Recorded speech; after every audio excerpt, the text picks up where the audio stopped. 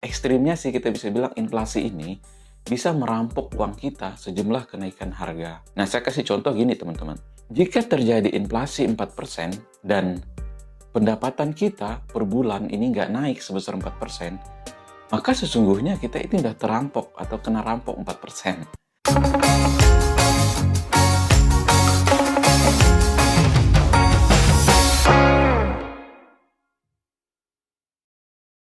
Nah, jadi inflasi itu sebenarnya punya dua dampak atau punya dua kabar sekaligus, teman-teman. Ketika terjadi inflasi, kabar baik dan kabar buruk. Nah, teman-teman mau bahas yang mana dulu nih? Mau kabar baiknya dulu atau kabar buruknya? Untuk kabar baiknya, inflasi itu sebenarnya positif ketika kita mampu mengambil peluang dari yang namanya inflasi. Jadi inflasi itu dua sisi. Positifnya tadi, dia ada peluang di situ yang bisa kita manfaatkan. Contoh gini teman-teman. Nah, peluangnya ketika kita sudah pegang saham nih teman-teman. Jadi sudah punya investasi di instrumen manapun. Nah, jadi inflasi ini bantu ngedorong peningkatan harga dari individual saham yang kita miliki. Sebagai contoh, kenaikan harga diiringi juga kenaikan harga oleh produsen. Nah, kita pegang nih sahamnya. Nah, tentu ada yang namanya kenaikan inflasioner. Nah, kenaikan inflasioner ini sebenarnya ada di bukunya Peter Lynch. Nah, itu adalah kenaikan secara merata yang terjadi pada hampir semua harga-harga barang. Nah, pada akhirnya juga dia berdampak pada kenaikan harga saham. Nah, meskipun tidak semua saham naik pada akhirnya, karena tidak semua perusahaan itu memiliki kinerja yang bagus di setiap saat dan bisa konsisten. Nah, meskipun mereka tetap naikkan harga jual dari produknya, maka mereka belum tentu juga untung sebesar kenaikan harga produknya tadi, karena ada beban atau biaya yang harus ditanggung. Nah, bayangkan misalnya kenaikan harga produknya ini tidak mampu mengimbangi beban yang harus mereka tanggung. Nah, jadi teman-teman, kabar baiknya untuk inflasi ini adalah ketika kita cermat dalam memilih saham atau instrumen investasi tepatnya, maka kita akan terbantu. Nah, contoh tadi ketika kita cermat dalam memilih instrumen investasi, misalnya kita pilih saham-saham individual yang tahan terhadap inflasi. Contoh BBCA itu harganya terus-menerus naik, terus-menerus mengalami peningkatan sepanjang IPO, termasuk BRI juga teman-teman. Tetapi untuk beli saat ini sudah mungkin sudah terlalu tinggi ya. Nah, untuk saham-saham wonderful company seperti itu, ya kita juga dari awal pegang bakal untung sih teman-teman. Jadi ngarapin dividennya aja kita sebenarnya udah untung. Nah, artinya ketika terjadi inflasi, perusahaan-perusahaan juga akan menaikkan harga produk atau layanannya. Nah, ketika mereka efisien dalam hal biaya, maka keuntungan mereka juga akan cenderung meningkat atau otomatis meningkat, teman-teman. Ya, jadi dengan keuntungan yang meningkat, harga saham, kinerja dari saham mereka juga akan ikut terdongkrak. Jadi gitu, teman-teman. Jadi intinya ini ada hubungan yang positif terhadap inflasi terhadap harga saham atau kinerja saham itu sendiri.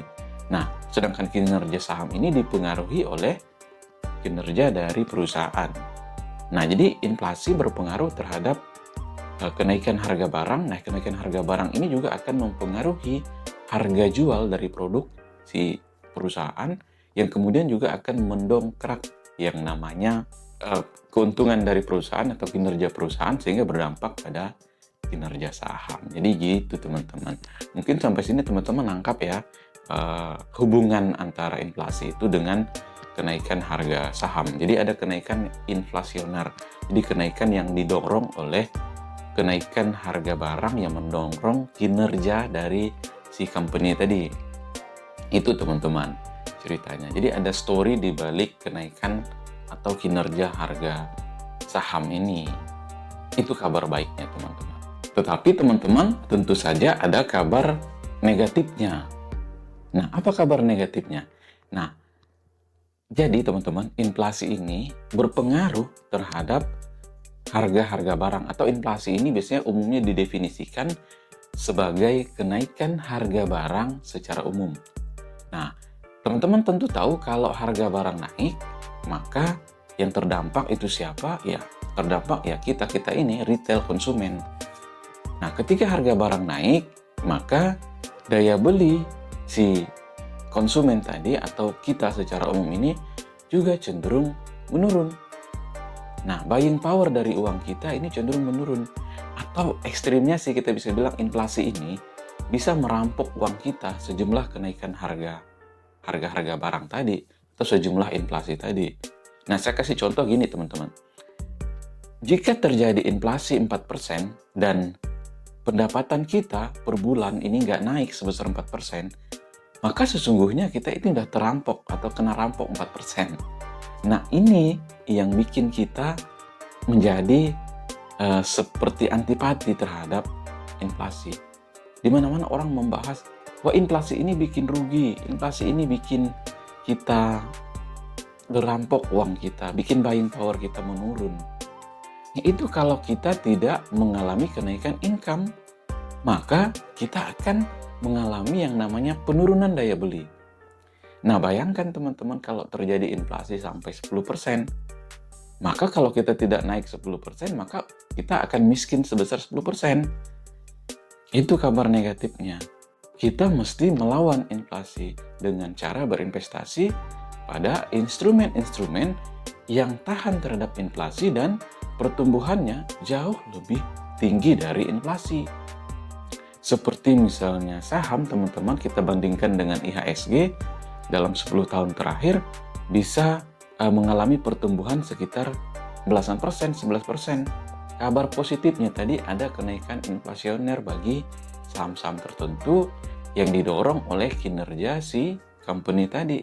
Nah, kabar negatifnya mereka terdampak dari kenaikan harga barang. Akhirnya penghasilan mereka juga kalau nggak meningkat, mereka akan auto miskin. Seperti itu teman-teman. Jadi sesimpel itu kita memaknai yang namanya inflasi. Dan mudah-mudahan informasi ini bermanfaat. Kalau Anda merasa bermanfaat, silahkan Anda like, Anda komen, dan jika Anda suka dengan pembahasan kami, Anda boleh subscribe dan nyalakan lonceng notifikasi agar gak ketinggalan video-video terbaru dari Catatan Daniel. Oke, saya Daniel dan salam satu frekuensi.